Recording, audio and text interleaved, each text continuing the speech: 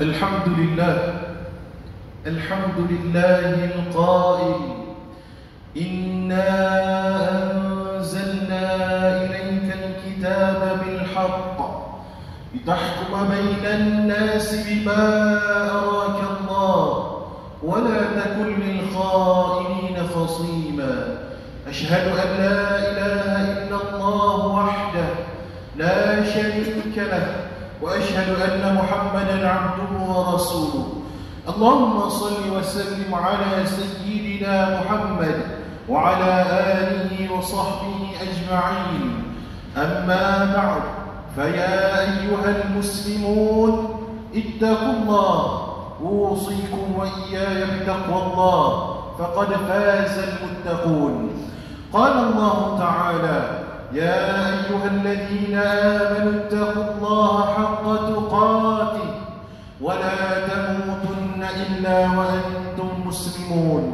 Muslimin yang dirahmati Allah Subhanahu wa taala sekalian. Saya menyeru agar kita bersama-sama meningkatkan ketakwaan kita kepada Allah Subhanahu wa taala dengan melaksanakan segala perintah dan meninggalkan segala perkara yang dilarangnya. Semoga kita semua diberikan kebahagiaan dan kejayaan di dunia dan akhirat.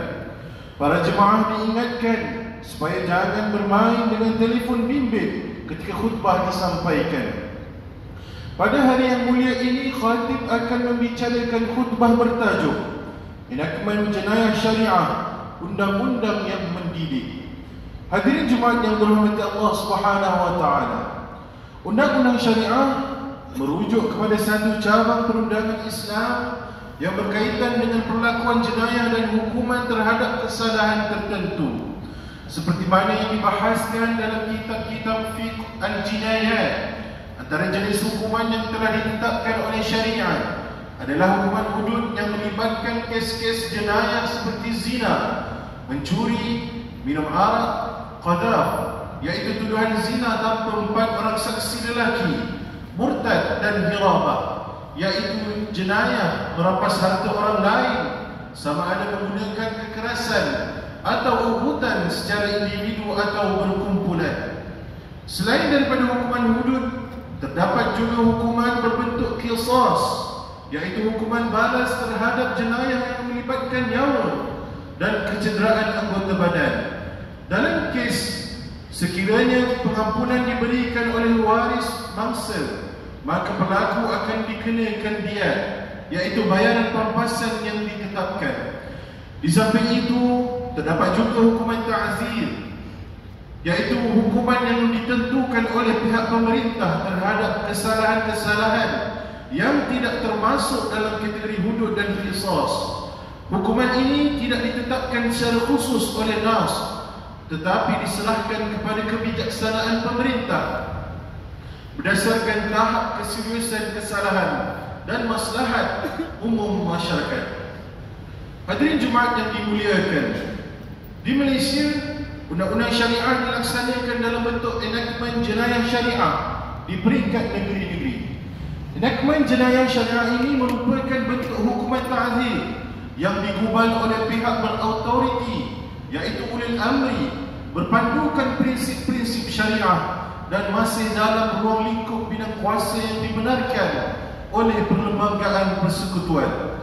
Berbeza dengan hudud dan qisas yang mempunyai had dan bentuk hukuman yang tetap sebagaimana digariskan oleh nas syarak, undang-undang syariah yang diamalkan pada hari ini lebih menumpukan kepada pelaksanaan hukuman ta'zir.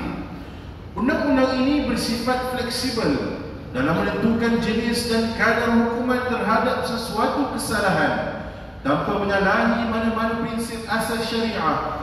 Antara contoh kesalahan ta'zir yang diperuntukkan dalam enakmen jenayah syariah termasuklah mendakwa diri atau orang lain sebagai nabi, rasul, imam mahdi atau wali, menghina agama Islam atau mencemarkan kesucian agama, minum minuman yang memabukkan, melakukan persetubuhan luar nikah, berkhalwat, dan pelbagai lagi kesalahan lain yang berkaitan dengan pelanggaran akhlak dan adab syar'i.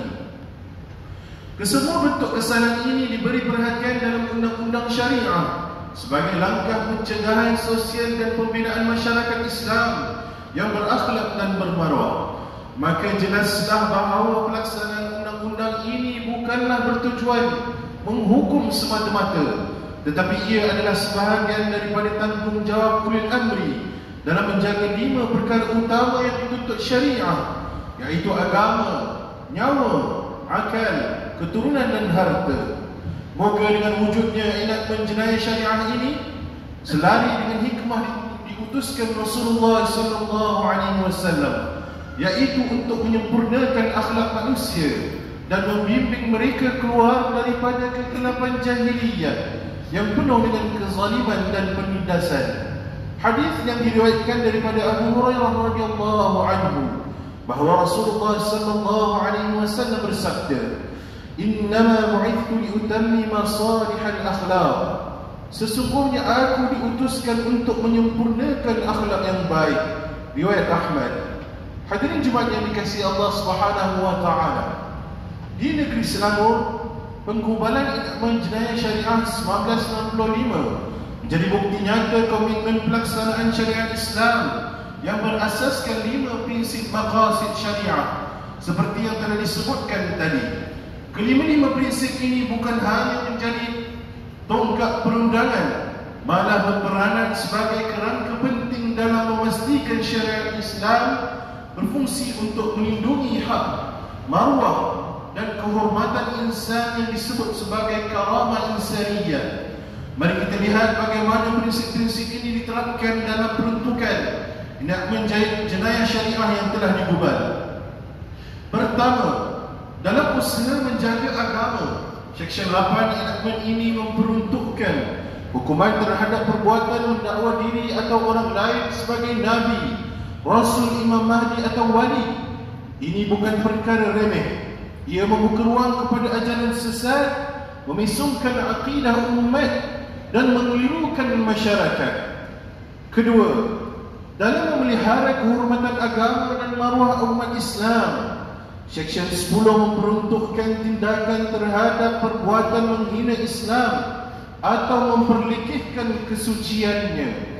Perbuatan mencela agama sama ada secara terbuka atau sindiran halus adalah racun yang mampu menggugat keharmonian dan menimbulkan keresahan masyarakat awam. Justru langkah penguatkuasaan ini amat penting bagi menekan fitnah dan memelihara kesatuan umat. Yang ketiga, dalam usaha menjaga akal fikiran, Seksyen 18 memperuntukkan larangan terhadap pengambilan arak dan bahan memabukkan. Sidang jemaah sekalian, bahan-bahan ini bukan hanya menghilangkan kewarasan individu, bahkan boleh membawa kepada keruntuhan institusi keluarga dan menjadi punca kepada pelbagai jenayah yang menggugat ketenteraman awam. Keempat, demi memelihara keturunan dan memertabatkan institusi keluarga, Seksyen 25 dan 29 enakmen ini memperuntukkan hukuman terhadap kesalahan zina dan khalwat. Kini gejala sosial semakin membimbangkan. Terdapat peningkatan kes anak tidak sah taraf dan kes-kes melibatkan konflik rumah tangga. Inilah kesan buruk apabila batas pergaulan tidak dijaga. Sebagaimana firman Allah Subhanahu wa taala dalam surah Al-Isra ayat 32 yang bermaksud, "Dan janganlah kau mendekati zina. Sesungguhnya zina itu sesuatu perbuatan yang keji dan suatu jalan yang buruk yang membawa kerosakan."